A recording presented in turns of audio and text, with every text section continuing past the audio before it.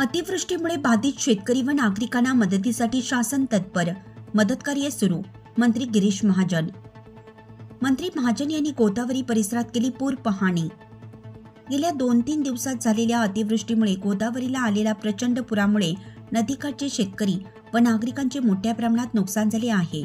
राज्यात बहुतांश ठिकाणी ही परिस्थिती असून अतिवृष्टीमुळे आलेल्या पुराने बाधित झालेल्या शेतकरी व नागरिकांना मदतीसाठी शासन तत्पर असून मदतकार्य सुरू असल्याचे प्रतिपादन राज्याचे जलसंपदा व आपत्ती व्यवस्थापन विभागाचे मंत्री श्री गिरीश महाजन यांनी केले.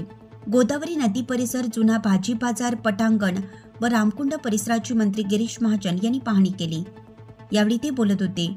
यावेळी आमदार देवयानी फरांदे, आमदार राहुल डिकले, जिल्हा अधिकारी जलज शर्मा, महानगरपालिका आयुक्त मनीषा खत्री, पोलीस आयुक्त संदीप कर्णिक, पोलीस उपआयुक्त मोनिका राऊत, जलसंपदा विभागाचे अधीक्षक अभियंता राजेश गोवर्धने, जलसंपदा विभागाच्या कार्यकारी अभियंता सोनल शहाणे यांच्यासह विविध विभागाचे अधिकारी उपस्थित होते.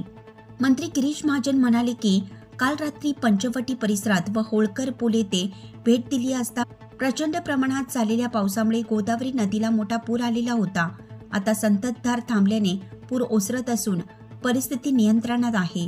प्रशासन 24 तास अलर्ट मोडवर असून वेळोवेळी प्रशासनाने दिलेल्या सूचनांचे नागरिकांनी पालन केल्यामुळे कोणतीही अनुचित घटना घडलेली नाही.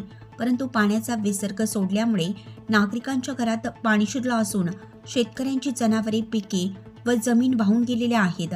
नदी काठावरील व्यावसायिकांनाही या पुराचा फटका बसला आहे. ज्या गावातील घरांमध्ये पाणी शिरलं आहे त्यांचे पंचनामे सुरू असून संरक्षणासाठी गावातील नागरिकांना सुरक्षित स्थळी स्थलांतरित करून त्यांची निवाऱ्याची व भोजनाची सोय प्रशासनाच्या माध्यमातून करण्यात आली आहे.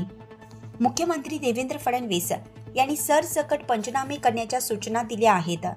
राज्यातील बऱ्याच ठिकाणी शेतकऱ्यांच्या जमिनी खरवडून गेल्या असून 4 ते 5 फूट माती वाहून गेली आहे.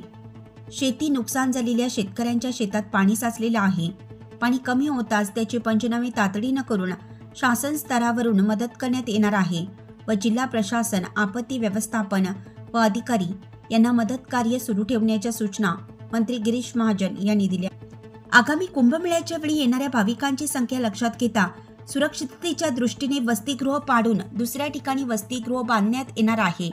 पंचवटी येथील राम सेतू पुलासाठी 25 कोटी निधीची तरतूद करण्यात आली असून हा पूल नव्याने बांधण्यात येणार असल्याचे मंत्री श्री महाजन यांनी सांगितले.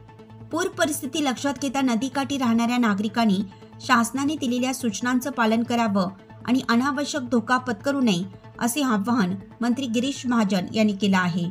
नाशिक लक्ष न्यूज ब्युरो रिपोर्ट, नाशिक.